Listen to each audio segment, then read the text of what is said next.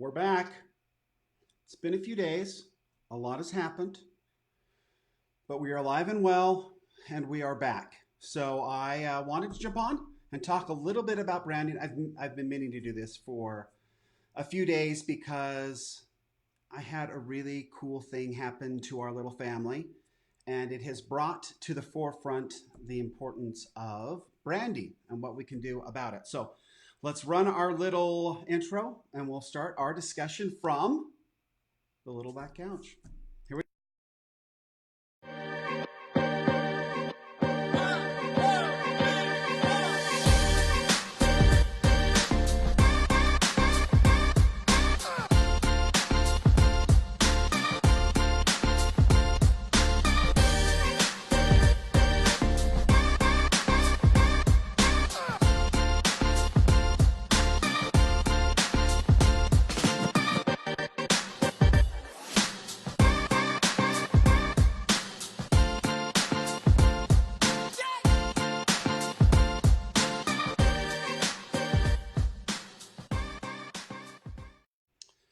Welcome back. There's been some of you that have actually, and I appreciate it. There's been some that have asked me. I guess excuse me while I adjust this a little bit.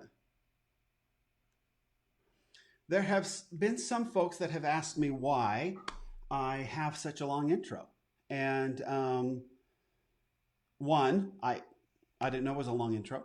I just sent it off to some, not a friend, now a friend maybe, but a gentleman on Fiverr who happens to live in Pakistan, and he threw that together for me, and I thought it was great.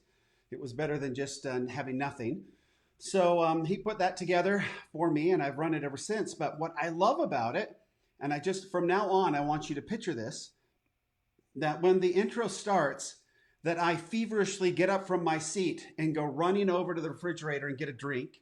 I've forgotten to open up the levelers so I can have some natural light coming in, because I normally just work in a dark cave because it's easier on my eyes. And so I have to turn the lights on. So I have this beautiful, oh, what was that? Oh, well, I've got some powers. But anyway, so then I have the light coming down, and then I have to pull the door shut because there's a fan running down the way. So I know that it seems like it's just kind of a cool intro, but I am darting about getting everything ready. Okay, so everybody needs to understand there's a purpose behind it. And and this is what the longer the intro, the dumber the host. Okay, so that's just a little formula that I've learned over the years in entrepreneurship. So that's it. So no intro, when the people have no intro, they're probably the smartest ones. Okay, so, well, great to have you here on a Monday with me. I appreciate it very much. We have had a very eventful few days in our family. And what's cool about it is it brought up the importance of branding and what it means and the kind of emotion that can be brought out because of a brand. And a couple things kind of started this for me. We tend to watch some old TV shows.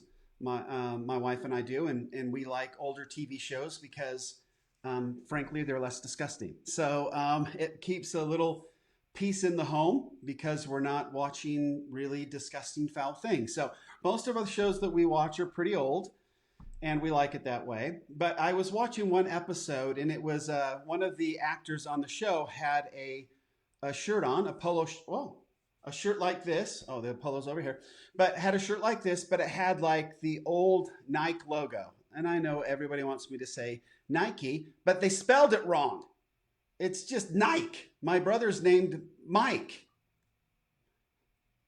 So I don't know. You can be fancy if you want. And if you're going to be fancy, then you better stick something fancy over the top that tells me it's fancy. Because if you just spell it Nike and you tell me, hey, you should call it Nike, I'm not going to. I'm just going to call it Nike. Okay. So anyway, you had you remember when Nike first came out with their logo, it was Nike, right? It had Nike, and then it had like the swoosh underneath it, but you had the big block letters and then the swoosh underneath. Literally one of the ugliest logos I've ever seen, and I still despise it to this day. Horrible logo, in my opinion. Just dumb, right? That little swooshy thing and block letter Nike, ugly, horrible logo. Now, over time, we've gotten to know that logo so very well that it doesn't need the Nike anymore, right? The block letters are gone. It just did it well for a while for us to kind of get used to what it is. Now it's just the right. It's just the swoosh.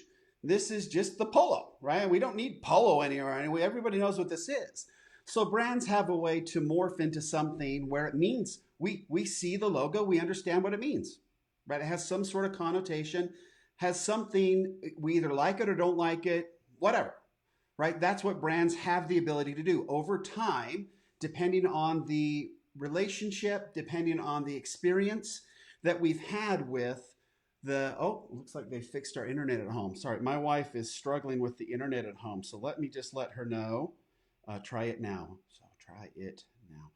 Thank you to Utah Broadband for taking care of my sweet wife as she works at home, trying to get some stuff uploaded. So that went. We're all good. So anyway, that's the importance of brand, that you can take somebody and with a very small little insignia or logo or something, you can have some sort of an emotion tied to it. Now, for example, me and the Nike logo have no real relationship. I don't particularly care for Nike. No, and the reason why is like Tiger Woods came out playing Nike clubs. And when he first came out and started playing Nike clubs, golf clubs sucked. They were horrible. And he wasn't really playing Nike clubs. He was playing clubs, Miura clubs from Japan. That's a very high-end forged club out of Japan. And then they were just putting the little Nike on it. So it looked like Tiger was playing Nike clubs, but he wasn't. He was playing Miura clubs, which he used to play with Titleist. Titleist did the same thing. And so that bothered me. It's like, don't put your logo on somebody else's club and call it your own. Now, there's a lot of OEM and stuff that goes on. I get it. But for me, it just seems sort of ridiculous that Nike ran out Tiger Woods, arguably one of the greatest golfers to ever live, and saying that he was playing their clubs. And then we all run, we schmoes who are influenced by that would run out and purchase some, Nike clubs, thinking they're the clubs that Tiger Woods played. And they're not. They're just great big piles of garbage at the time. Now, they did get better over time. They hired engineers and they got better. And then they realized they couldn't make any money. And so now there's no Nike clubs anyway. And so be it. And then I had the misfortune of, then you've got Michael Jordan. And Michael Jordan is a great big fat cheater. And he pushes off when he plays basketball. And he beat the Jazz a couple times when he was with the Chicago Bulls. And so he's a great big fat cheater. And he's not a very good basketball player nor a very good golfer. And he wears Nike stuff. So I don't like Nike. I just don't. I don't like it. And then third nail in the coffin. Does it take more than 3 nails? But for me, 3 very big nails in the Nike coffin is I read the book put out by the founder of Nike, and his name escapes me right now. I don't know. It was like whatever it was. But anyway, some shoe something or other. Literally one of the worst autobiographies I've ever read. It was like a book. It was a great big book. Like the first half was about how he did business in Japan. And I'm very sensitive to doing business in Japan because I love the Japanese, and we'll talk about that in a little bit later. And I love their culture. And he talked about how dishonest and so he had to protect himself and lie, cheat, and steal in order for him to get his business going. And frankly, nothing in that book read true to me from the experiences that I've had. And then when it got done, it was just basically a great big humble brag book. You know those? And it's like, you know what, dude? Don't care. So take you and your Nike and your swoosh and the whole thing. I will never buy anything with Nike on it again. Won't. Will not. Till the very day I die, I will not buy anything from him, from Phil. Anyway, so besides the point, so there's, again, pointing out there's 2 different ways you can look at this. If you do things the wrong way, your brand can take a major hit. So as far as I'm concerned, Nike is garbage. I can't stand it. Will never buy it. Hate everything to do with it. I'm very passionate about it. I throw a fit when my kids try to come home. I can't stand it, right? I don't like any of it. And so there's that. There's that for me. I was so happy. I was so happy when the NFL went away from, anyway, anytime one of the big brands takes on Nike as their big sponsor, I get upset. I lose respect for whatever that brand is. And here locally, we've got Brigham Young University. They've always been Nike. And that's one of the reasons I have a heart. I will not wear BYU stuff. Even though I'm a Provo boy, I was born and raised here, I will not wear anything with the Y on it. Absolutely not. As long as Nike's their school, Nike is horrible and I will not participate in that. that garbage. Okay, so you can really pull, and that's obviously a harsh example, but you can really pull out of somebody some emotion based on a brand and what that brand represents. And then conversely, you can have brands that bring out such passionate, wonderful supporters, such loyalty because of a different experience they've had with that. And so I was kind of reminded of that over the weekend. That's not very good. Um, oh dear. So yeah, our internet's not doing well at home. So I'm sending this on to Lee again. Okay. So again, Utah Broadband is so kind to us, and I really appreciate them helping us out at home. We've just had some real problems there lately. So, but they take care of it. Anyway, so back to branding. So a really cool experience happened to us and our family over the last week. So as many of you know, my oldest son is on a church mission right now, and he gets home a week from tomorrow, which is crazy. So he's been gone for 2 years. We haven't seen hide nor hair of him. We have been able to talk to him recently. There's been some changes to the policy. When I was a missionary, I didn't talk to my family one time in 2 years, like zero.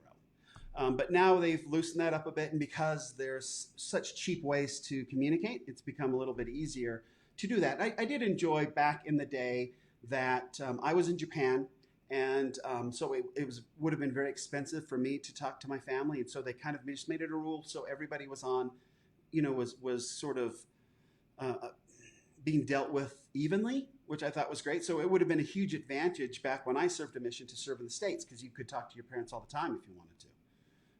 But in Japan, that just wasn't possible. So nowadays, it doesn't matter really where you are in the world with Skype and Facebook Messenger and all that, you can speak. And so we now have opened it up and made it so it's possible for us to speak to our children who are out serving missions every P day, every preparation day, which is Monday, which is today, which means he could be contacting me at any time. So, but he has 8 days. We will pick him up from the airport in 8 days from now, and that is awesome. We are so excited about it. But my second son, my second son, we'll just leave it at that, to protect the innocent. He received his mission call, and how this works out is it's completely random. You go ahead and fill out your mission papers, and you basically send them in to the church headquarters and say, hey, I'm willing to serve. I'm willing to go out and serve for 2 years, pay my own way, go wherever you tell me to go. And it's really just completely up to church headquarters and inspiration where you end up going in the world. I went to Japan. I had a brother go to California. I've now had a son go to California. My wife, she went to Connecticut. So it just doesn't matter. I've got a cousin here who's working with me. He went to Korea. So it just doesn't matter. You just kind of wherever it goes. And we've got hundreds and hundreds of missions now across the world. And so you just really don't know where it's going to go. Well, my son on Thursday of last week, which was, he got up, and you know what? I should probably queue up that video because it's so cool. But anyway, you essentially get something that comes in on your phone. Let me see if I can pull that up. You essentially get something that comes up on your phone now. It used to be a letter. Like I got an actual letter, and I had to open it up and read it. And things have changed quite a bit over the course of, let's see, I actually saved it, I think, somewhere. But anyway, I'm not going to do that.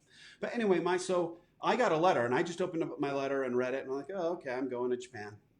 Kobe. I think I said Kobe. Kobe, Japan. And so I put it down on the bar, and I left. And my family came home, oh, yeah, you're going to Japan, whatever. And that was sort of how you do it. Now, nowadays, we do it a little bit differently. It's kind of a big celebration. So my son received word electronically that his mission call had come in, that he had been assigned, and it was now his turn to open it up and kind of read it to all of us. And so what we do nowadays is you kind of invite everybody, all of your friends and the whole thing. You have refreshments. And so we had like dozens of donuts and chocolate milk and everything there. And all his friends came over. We brought in, like, Carol's mom came. My mom's out of town for a niece's wedding, so she was gone. And my dad and stepmom are gone on a cool vacation in Wisconsin, and they're going to go down to Atlanta for the wedding. So everybody was gone, but we brought everybody else in, and we had this huge group. And, you Instagram live. We had it all live, and we set it up, and he clicks on a button. It opens up and says, are you sure you want to do this? And he clicks on it again, and it brings up, and he basically reads a letter to us where he's going.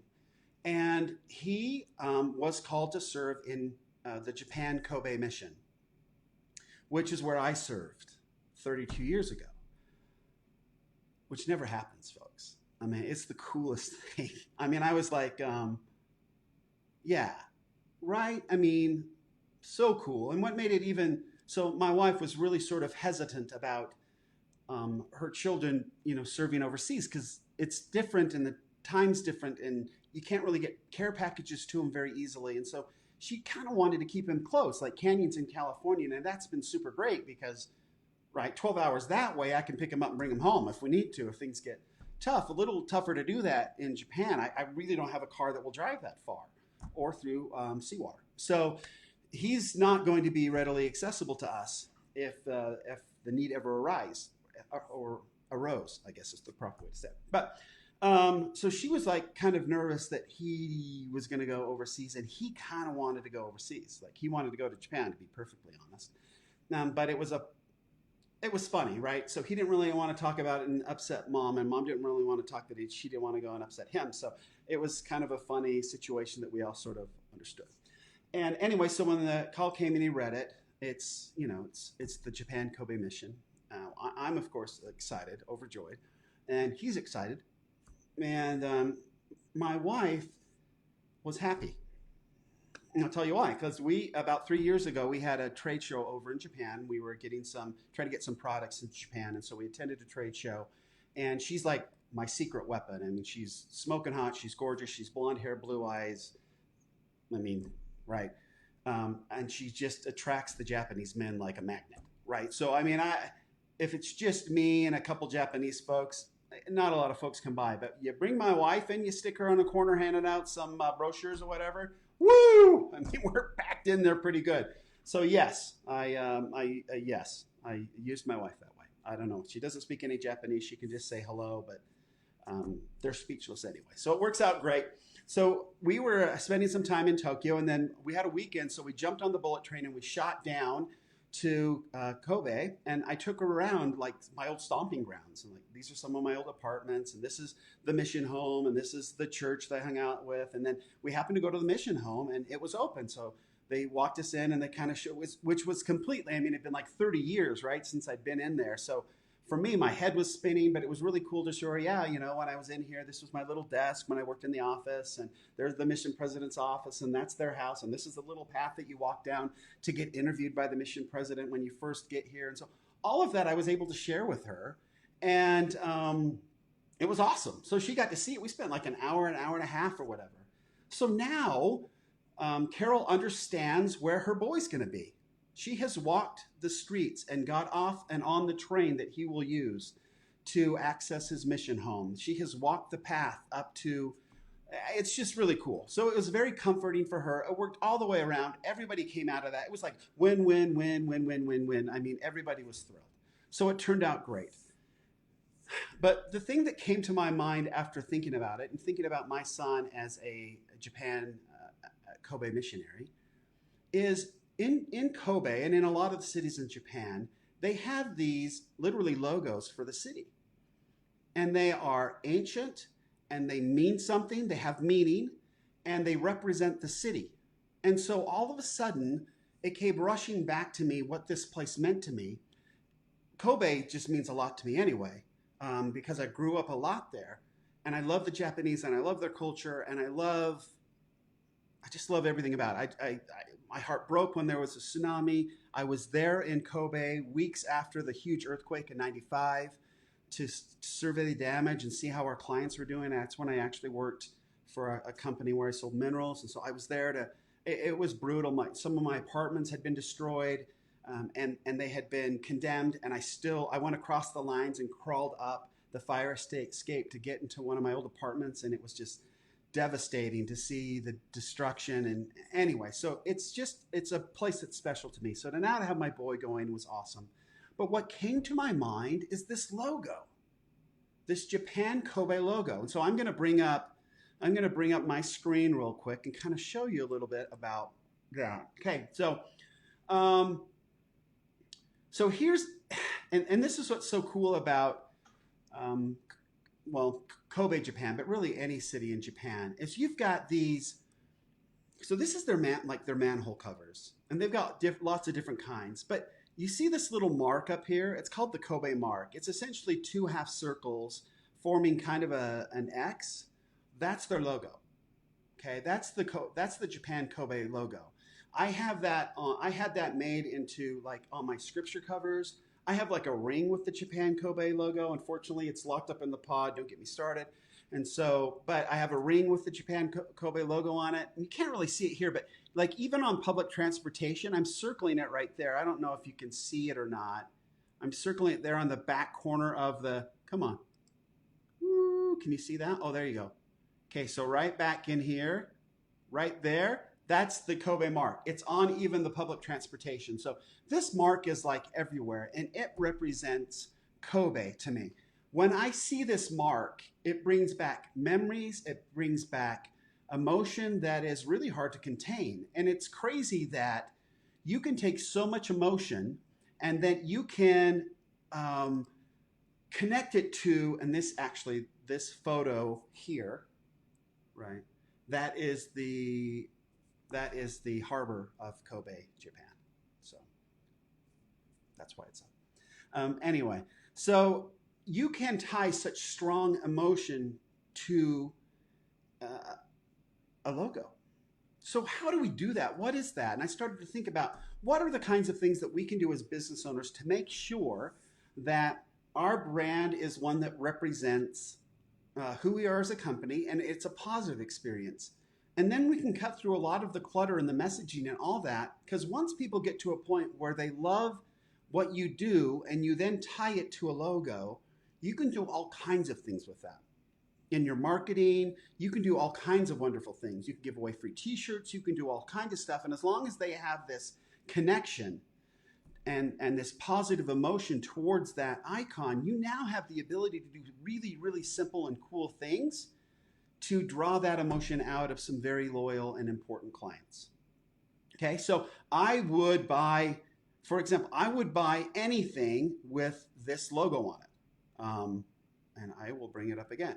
It literally, I feel so strongly about this logo, this little thing, like if there's a t-shirt with that on it, or really anything with this little mark on it. Did that work? It doesn't work. So let me do this. Does this work if I do that? Okay, now you can see it. See this little dealio thing right here? So that is the Kobe mark. That's a cool thing. This manhole is actually pretty cool. So that's the sort of they call them mountains in Japan. I don't know. We in Utah probably call them more hills, but they have this mark up on the hill, and for like all celebrations, they can light this baby up. We do a very similar thing here at BYU for home games or whatever. They light up the Y. So, but Kobe will light this up, and in Kyoto they do something very similar where they've got different emblems up on the mountain that represent, sea and fire and sky and all kinds of cool stuff. So they do that in Japan, but the Kobe mark is up on the hill, and they used to light this thing up. So it's a port city. They would light this thing up so ships sailing into the harbor could be directed by this Kobe mark and sail towards it. So obviously in our missionary vernacular, we use this quite a bit to make sure that this Kobe mark was something that we always kept our mind on. We always kept focused on going for what's important and keep our goals in mind and keep our goals in sight and keep moving towards them. And we talk a lot about that. So that's how this Kobe mark became so important to me in my life. And again, it's right here on the buses. They got it everywhere. And I just love it. So what can we do then as companies to make sure that our logos are felt where we can draw that kind of emotion? And the first thing that we need to do is make sure that we're using our logos, to make sure that we are branding our stuff. So whenever we're tying ourselves to, like, you'll see a lot of these quote boxes that go out and stuff. When we take just a quote and we just share it, we are missing out on an opportunity to tie something that's really, really cool to our brand. Okay, even something as that. So a really cool quote going out with your branding on it is important. Why not? If it's a quote that you love and feel like it's a very powerful and impactful quote, it should have your logo on it. You should have graphics created that have your logo on it, so people can tie that emotion to it. That's just branding 101. Other things you can do. Make sure that when you send out your emails and things that you've got your branding in those emails. A lot of them will say, oh, I just want plain black or this, that, and the other, and my branding is B. Not a lot of emotion to that, folks. We really look at things and save them in our head, and whatever's easiest to save for our brain, that's what our brain's going to do. So if we have a very cool logo and then we can tie some emotion to it, our brains will make sure that that's all tied together. So to just tie it to your name all the time is not the best way to go. Okay, you need to find something that sticks out. Now, I use for this show the little black couch, which you can kind of see right there, right? The little black couch. Okay, it's not much for a logo, but I'll tell you what, over time, that little black couch logo will stick in your head. And some of these messages will be associated with that little logo. I've got this D and an A for Dr. A that I use sometimes for my personal brand. Again, I could just have my name, but if you tie it to some kind of a logo and you get some emotion behind that, it's going to be a lot easier for your brain to remember that little logo and tie the emotion to it. It's just the way our brains work. It's super cool. But to take a great big thing of text with somebody's name, or like to take this 30 years of entrepreneurship and try to make that my brand, you might remember that as a slogan, but you will always picture the logo here, right? When it comes to that. That's just the way our brains work. So all the messaging we do, make sure that it's prominent on your site. Make sure that when you go out and whether you're giving away free t-shirts or whatever, make sure that your brand represents you. Don't skimp on a brand. It's not like it's pretty cheap to go to Fiverr and find some graphic artists that will do some really cool things to come up with something that's unique to you. And if you can tie it into something that has some emotion, that has a story, that tells people and reminds people what you're all about, then you can create a brand that pulls emotion out, like the Kobe mark does for me, right? And do it in a very positive and impactful way. So that would be something that I would recommend for everybody who's watching me to do today. Look at your brand. What does it represent? Do you have something that's quick, easy, and cool to look at and simple? And can you now start tying your messaging and your stories and everything about you to that brand, right? Can you bring people to your brand and have them feel the same way about your brand as they do about your messaging? Because once that connection's made, then you've got a very, very powerful tool in your toolbox to get people to move along with you, up your value ladder, and buy your stuff. Okay, so that's it on branding. It's such a cool, I'm so excited that my son gets to experience Japan. I'm so excited that my oldest son will be home in 8 days. I am going to get him involved in what we're doing here, in some of the projects that we're working on. He's a graphic artist. He's brilliant. He's super creative. And I'm excited to see what he can do to help me, frankly. Because I'm not so good with the creative stuff when it comes to logos and things. In fact, I showed him my latest logo. This is actually a funny story. I showed him my latest logo last week, and he said, Dad, it'll be really good when I can get home and kind of help you with your logos. And I'm like, yeah, you know what, dude? It will be. I'm excited to have him home to help me with my logos. He will do an amazing job, and I'm looking forward to it. So thank you for joining me today here on the Little Black Couch, right? Little Black Couch, where we have lots of experience in entrepreneurship, and we want to share everything that we've got and everything that we've learned with you so you can avoid the pitfalls of entrepreneurship and turn all of your dreams, avoid the nightmares, and have a successful business that's something that you're passionate about, that you love, that you enjoy, and that delivers enough revenue for you to be comfortable. So that's our goal, and that's what we're going to keep doing here from the Little Black Couch. Thanks.